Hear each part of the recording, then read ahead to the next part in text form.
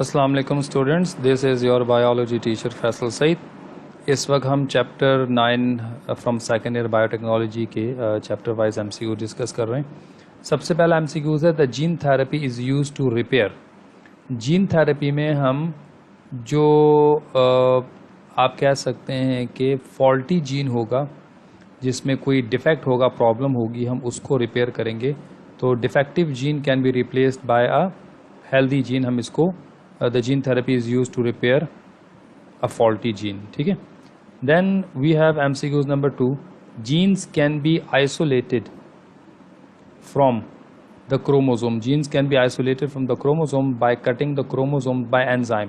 तो हम जीन्स को क्रोमोसोम से अलग करते हैं और इस प्रोसेस के लिए हम क्रोमोसोम्स को कट करते हैं by the help of restriction enzyme. ठीक है। तो रेस्ट्रिक्शन न्यूक्लियस लिखा है, न्यूक्लियस, बल्कि उसका नाम है रेस्ट्रिक्शन एंडोन्यूक्लियस। तो एंजाइम का नाम सीजर एंजाइम भी हम इसको शॉर्ट फॉर्म में कहते हैं, restriction endonuclease enzyme. To cure Parkinson's disease, dopamine producing cells could be grafted directly into the. तो चूंकि पार्किंसन डिजीज़ का ताल्लुक एक डीजेनरेटिव डिजीज़ है और ये ब्रेन के अंदर मौजूद डोपामिनर्जिक न्यूरॉन्स की डेफिशिएंसी और डोपामिन लेवल के डिक्लाइन होने से है, तो इसके लिए जो डोपामिन प्रोड्यूसिंग सेल्स हैं that should be grafted directly into the brain. ठीक है, ताकि वो डोपामिन का लेवल अचीव कर सके। एमसीक्यूज नंबर 4 है an undifferentiated group of cells, जैसे कि टिश्यू कल्चर में हमने पढ़ा था, उसे क्या कहते हैं? कैलस कहते हैं। बाद में एडिशन ऑफ हार्मोन की मदद से वही कैलस प्रॉपर प्लांट्स की शेप में कन्वर्ट हो जाएगा। एमसीक्यूज 5 है a technique for the culturing of plant tissue. अच्छा, प्लांट टिश्यूज को कल्चर करने के लिए जो टेक्निक है हम उसे टिश्यू कल्चर कहते हैं। ठीक है। और नेक्स्ट वन है ligation is the process of joining. Ligation is the process of joining of two different DNA. हम दो डिफरेंट लिविंग ऑर्गेनिज्म के डीएनए को ज्वाइन करने के लिए जो एक एंजाइम यूज करते हैं जिसका नाम है लाइगेज एंजाइम, और प्रोसेस को लाइगेशन कहेंगे। The enzyme use to seal the DNA is known as. DNA को सील करने के लिए, डीएनए को आपस में यूँ समझ ले, दो डिफरेंट मॉलिक्यूल्स, दो डिफरेंट ऑर्गेनिजम्स के डीएनए को आपस में जोड़ने के लिए जो एंजाइम है हम उसे लाइगेज एंजाइम कहेंगे। ठीक है। एमसीक्यू 7 के बाद है MCQ number 8, multi factorial defects refers to the many genes with environmental factors. ठीक है।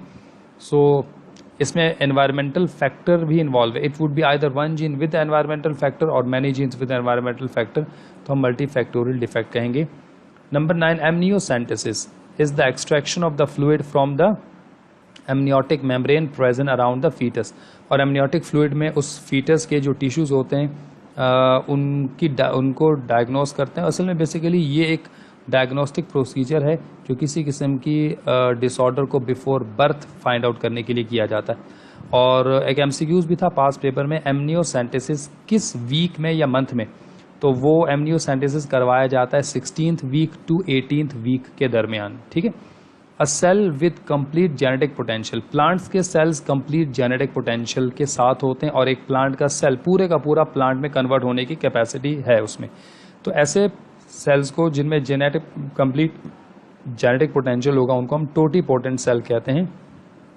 और अगर कोई पूछे कि टिश्यू कल्चर के लिए प्लांट्स के कौन से सेल्स को यूज़ करते हैं तो आप बताएंगे टोटीपोटेंट सेल्स यूज़ होते हैं। Those organisms which are recessive can be, अच्छा जो ऑर्गेनिजम्स रिसेसिव होते हैं उनका क्रॉस कराएंगे तो वो बेसिकली डोमिनेंट के सामने एक्सप्रेस नहीं हो पाएंगे, तो उनको हम किस तरीके से हासिल कर सकते हैं? By the process of anther culture. ठीक है। Number 12, the enzyme which is not produce during SCID, severe combined, the disease name is severe combined immune deficiency. ये एक इम्यून डिसऑर्डर है जिसमें एक एंजाइम बॉडी के अंदर प्रोड्यूस नहीं हो सकता, नहीं हो पाता, बोन मैरो के सेल्स में म्यूटेशन हो जाती है डिफेक्टिव जीन की वजह से। तो वह एंजाइम है ADA, एडिनोसिन डीअमाइनेज। तो इसको कंप्लीट कर लें, स्पेल मिस्टेक है, adenosine deaminase, ADA enzyme, adenosine deaminase, responsible for the activation of the immune response in case of any type of pathological attack. तो SCID में एडिनोसिन डीअमाइनेज बोन मैरो के cells में synthesise नहीं हो पाता। There are how many genetic diseases?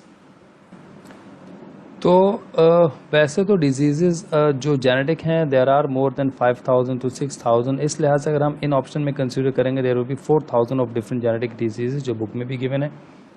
Intron and exon are the intron non coding और exon coding part है। तो intron and exon are the dash parts, ठीक है। तो वो कौन से पार्ट्स हैं?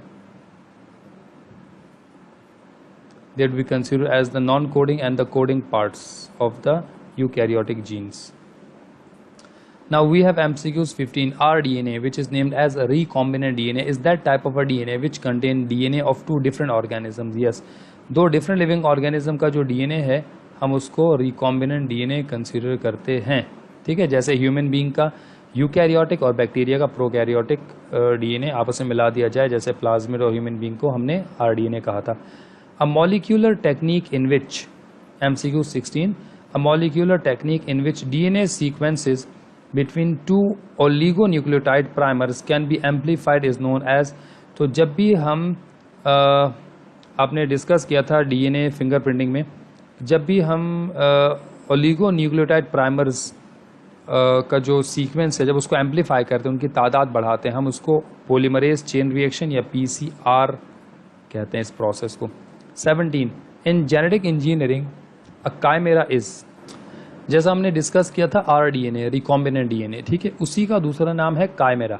यानी बेसिकली हम ये कह सकते हैं कि एक लिविंग ऑर्गेनिज्म का DNA जिसमें किसी दूसरे ऑर्गेनिज्म का DNA इम्प्लांट किया जाए तो रिजल्टेंट DNA को काइमेरा या रिकॉम्बिनेंट DNA कहेंगे। तो a plasmid that contain foreign DNA is known as chimera या काइमेरा फॉर्मेशन कहेंगे इस प्रोसेस को।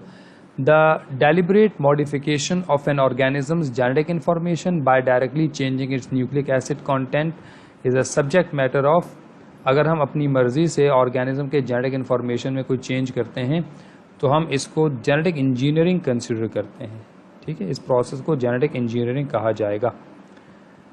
A genomic library is a database where the sequence of an organism's genome is stored, a collection of many clones possessing different DNA fragments from the same organism bound to vectors, a book that describe how to isolate, book तो नहीं हो सकती, ठीक है। और एक option और देख लेते हैं, that is option A B C के बाद where is D ऑप्शन।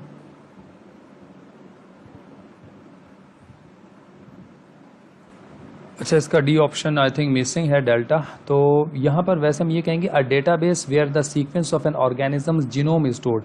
तो जीनोमिक लाइब्रेरी में बेसिकली हम लिविंग ऑर्गेनिज्म का पूरा जीनोमिक सीक्वेंस स्टोर करते हैं। सिर्फ एक ही क्लोन, बी ऑप्शन में सिर्फ एक ही क्लोन का जिक्र for the same organism bound to vector, एक ही ऑर्गेनिज्म के लिहाज से डिस्कस नहीं होता। तो जीनोमिक लाइब्रेरी में डिफरेंट ऑर्गेनिजम्स की जो जेनेटिक मटेरियल है उसको हम प्लाज्मिड के साथ अटैच करके बैक्टीरिया में प्रिजर्व कर लेते हैं, स्टोर कर लेते हैं। तो 19 का ऑप्शन होगा A. Then we have 20 which of the following is obtained using processed messenger RNA molecule as a template. अगर हम किसी मैसेंजर RNA मॉलिक्यूल को एज ए टेम्पलेट यूज करते हैं तो उससे अगर हम मैसेंजर RNA से हासिल किया गया कोई स्ट्रक्चर होगा तो हम उसको कहेंगे कॉम्प्लीमेंट्री DNA। क्या कहेंगे उसको? कॉम्प्लीमेंट्री DNA, ठीक है। Vectors are molecule that degrade nucleic acid, बिल्कुल नहीं। molecule that help in replication, नहीं। molecule that are able to covalently bond to and carry foreign DNA into cells, yes। molecule that protect host cells from, yes नहीं। तो vectors basically molecules हैं that are able to covalently bond to and carry foreign DNA into the cell। तो किसी दूसरे cell में foreign DNA को transfer करने के लिए एज ए मीडियम जो हमें चाहिए होता है उसे वेक्टर कहते हैं। तो हमारे पास दो वेक्टर, अगर वेक्टर पूछे जाए तो दो वेक्टर्स, एक तो प्लाज्मिड है और एज बैक्टीरियोफेज वायरस भी एज ए वेक्टर यूज होता है।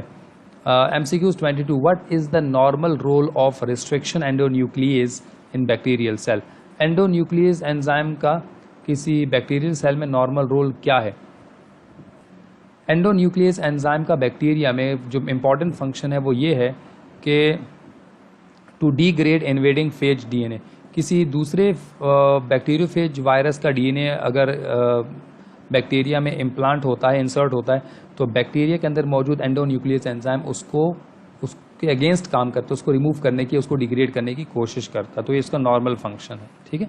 And then 23 which of the following is commonly used as vector. तो अभी मैंने बताया था वेक्टर के तौर पर प्लाज्मिड भी यूज होता है। तो क्रोमोसोम, RNA, फंजाई, और यहाँ पे कुछ ऑप्शन जो है वो रिपीट हुए हैं। अच्छा, मिस्टेकनली अब कंफर्म हो गया कि ये जो ऑप्शन है वो टाइपिंग में इस जगह आ गया है जो MCQs नंबर 19 का था ऑप्शन, ठीक है। तो इसको हम यहाँ करेक्ट कर लेते हैं। ये MCQs 19 का ही ऑप्शन था। एक्चुअल में which of the following commonly use as a vector, तो वेक्टर के तौर पे जो यूज़ होता है वो प्लाज्मिड ही है अगर इन ऑप्शंस में देखा जाए। ठीक है, and then we have which of the following MCQs 24, which of the following enzyme is used to covalently bond foreign DNA to a vector plasmid.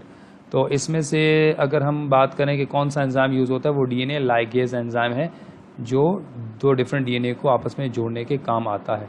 So this all it's all about the chapter number 9 biotechnology. Thank you student.